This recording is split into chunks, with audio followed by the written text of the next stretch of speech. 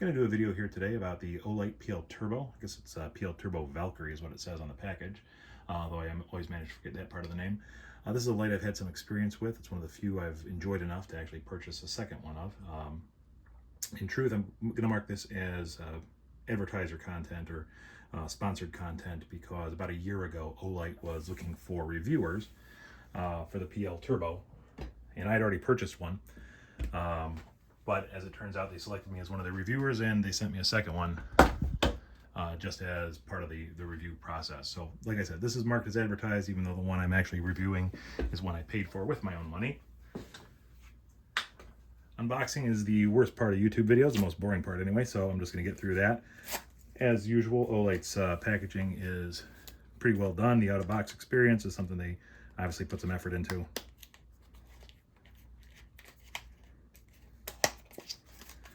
Yep. Open. Bunch of manuals. The light unit itself. Oh, it comes with batteries. Cool.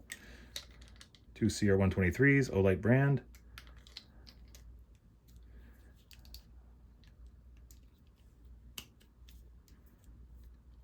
Good, the bronze color there.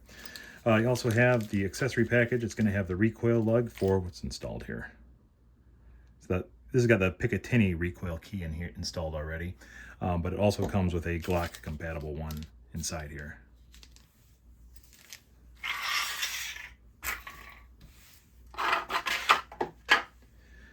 The question is, does it live up to the hype? As you can see on the package, it promises 800 lumens and 515 meters of throw. 515 meters translates to about 66,000 candela. Very intense for a pistol light. That's why it's found a home on one of my short-barreled rifles. And the subjects I've tested in the past have both tested substantially above that. We're talking in the neighborhood of 90,000 candela or 600 meters throw. But don't want to spoil that surprise. We'll move on to that and get out my testing equipment here. All right, I'm getting a little bit of ambient light into the device here. So this is my culminating sphere, my there we go, integrating sphere. You can tell it's a sphere by the shape. So the first thing I'm going to do is set my light up into the rig. I'm going to turn out house lights. Then I'm going to follow the Works holsters protocol here. I'm going to get the blast measurement of it, how many lumens it puts out right at the beginning as it turns on, and then at the 30-second mark as per the ANSI Plato standard. Right. So I'm reading about 900 right off the bat.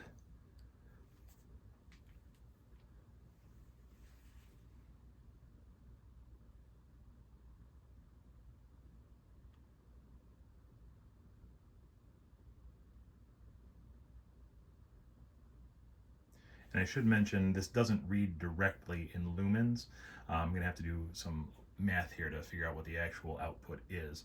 But we're coming up on 30 seconds. I'm still reading 875. I think that's on the 10x multiplier, so 8,730 is the lux. Oops, there we go. So we'll calculate that. All right, that comes out to about 770 lumens at the 30-second mark. The initial measurement about 9,000 is about 792. Not terrible figures here. Both of them are coming in under the 800 mark, but 770 is 96% of 800, the quoted lumen output. Now, obviously, you'd like to see it at or above the advertised spec, but in this case, it's pretty darn close and not using the most sophisticated of equipment. I can't necessarily blame it entirely on the lumens, the integration sphere here. It could very well be the light. But we'll move on to the next test, and that's going to be intensity. All right, got my intensometer set up here, so we're going to do the same sort of thing. We measure it once at the initial turn on of the light, and then again at the 30-second mark, just to achieve the same standard as the ANSI standard, excuse me, I guess I should say. And I should mention this one actually does read in the actual measurement. So whatever the lux reading is on that is also the candela measurement. Here we go. We'll start the light. Start the test. Oops. I'll try that again here. I'm not aimed. I haven't got the hotspot aimed correctly.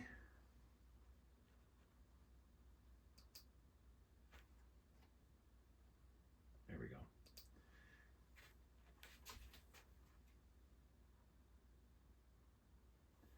All right, starting with the timer. We had 800 times 100 at the outset. So that's going to be 80,000 candela right at the outset. Timer's running. 20 seconds in now.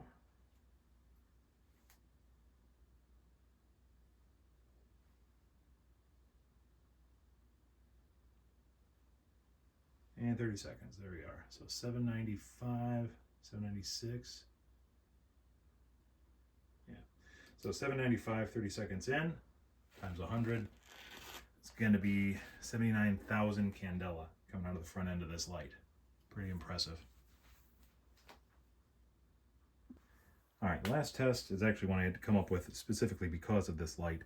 My biggest complaint about it is the color of the beam. It is very green compared to other lights, and it's not obviously not white light, but it's still got a green tint to it that some people find very distracting.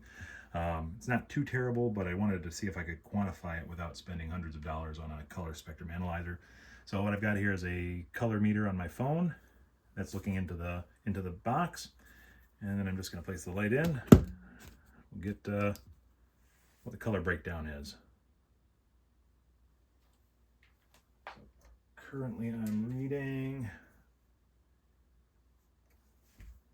red 81, green 110, and blue 30.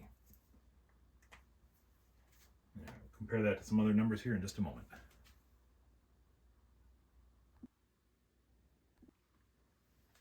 Okay, so those are the stats on here. Pretty close to the 800 mark when it comes to the overall output in lumens. Very much exceeds its ratings in terms of its intensity, which once again should be about 66,000 candela. This is at the 30-second mark, 79,000 candela. Then when it comes to the colors, this isn't a number that you can really pack with you like a CRI value. I can't measure CRI directly.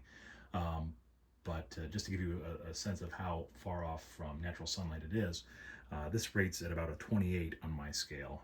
Now, a high CRI light, like if an ACE beam floating around here somewhere that's supposed to be over 90 CRI, that rates a 12. So going from a 12 to a 28, you can tell how far off from natural white light it is. Just as another point of comparison, I've got a couple Surefires. They rate in about 14 to 16 area. Some Streamlights in the 16 to 20 area. So this is substantially higher. It's actually as bad in terms of the green coloration as some incandescent bulbs I've tried are in the red direction. But that's something that if you're seeing it now, you can probably tell just from the overwhelming amount of light. It's kind of difficult to tell. The greenish tint is there.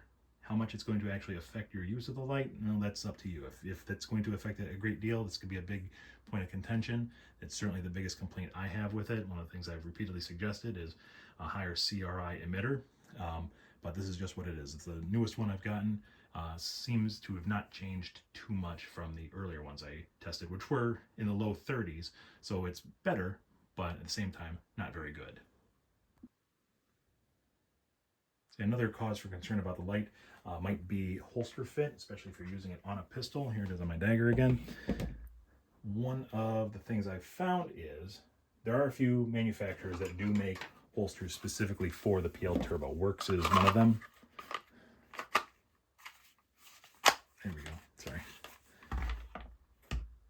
Oh, that's not a Works. I think that's actually an On Your 6 meant for a TLR1 HL. Where's my Works holster? Oh, there it is.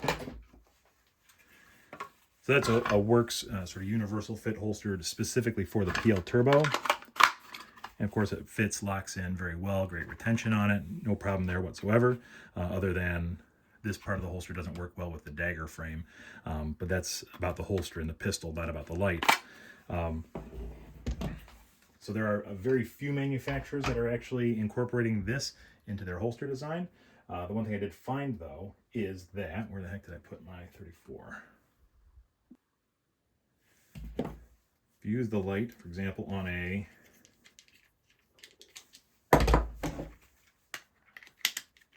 Glock 34, it fits inside like a duty holster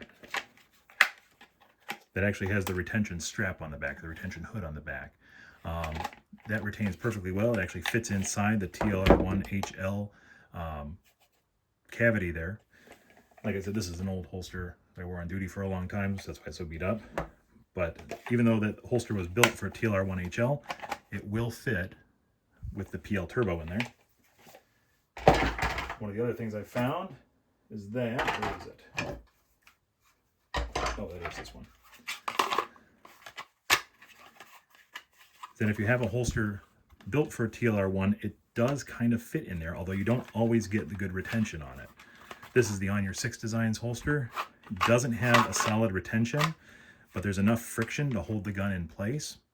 If it didn't have this lip around the ring here, this isn't On Your 6. Who made this? I don't remember who made this holster. If it didn't have this lip around the edge, it might sit a little bit further in there. But because of the extra long bezel, it doesn't quite fit as well. We go back on the dagger here. You can see it does fit. This is a T-Rex arms holster, specifically for a dagger with a TLR1 HL. It slides in quite nicely. Doesn't even have a lot of jiggle. The problem is it does not retain. So a lot of the holsters built for light-bearing guns retain on the light itself. In this case, it just does not have any retention whatsoever. So that's one of the downfalls to actually using it. Another more minor one specific to the dagger is that it has to use the second recoil lug. It doesn't quite fit. There are 3 recoil lug positions. We adjust it up and down.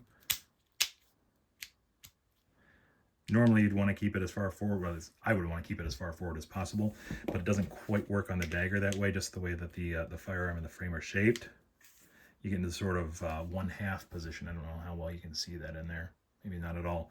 So really it has to be put in the second position in order to clear the front of the trigger guard and get a solid lockup on the rail.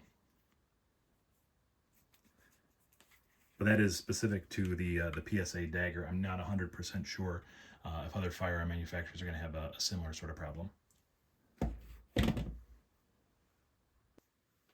And finally, one of my favorite ways to use the light is actually on a rifle, doing the sort of 12 o'clock Vickers mount up top here. Works very well in this regard. With a high intensity beam like it has, you're actually getting a lot of performance out of a very small package. It fits below the sight line of an AR-15, so you can actually use your front sight compared to, for example, TLR1HL that I've tried here. It's a little bit taller in the bezel area, so you're going to obscure more of the front sight post, and obviously you can't do that with the HPL because of its gigantic bell. But again, in this mounting position, it actually works extremely well and still allows you good visibility through and around the front sight. You can also mount it to any other place too, any of the M-lock slots as needed. So that's about it. If you have any questions, let me know. Overall, I'd say it's a pretty darn good light, especially for the value. If you can get it down near $50 or $60, there's an incredible amount of performance coming out of the front end of this thing. It's really going to do you some good. The light color is really the main problem I have. It's a critique I've shared with Olight based on my experiences. But at the same time, it's not really something that's keeping me away from this particular model. I think it's a great step forward, especially in terms of moving the not the compact pistol light, but at least the duty size pistol light forward. It's following the footsteps of some big competitors, both from the Surefire X300T, as well as like Mod Lights, are also known for their pretty high intensity beams as well. So this is something that should be upping the game of a lot of players, and I think you've seen that a little bit in Streamlight introducing the TLR1 HLX, just a higher intensity, higher output light, or excuse me, higher intensity light. That there's just seems like they're trying to keep up with where the market's going these days. So as always, feel free to comment. I always enjoy having conversations about these projects and as well as these products. If you have any questions, let me know, and I'll be happy to answer them as best I can. Thanks.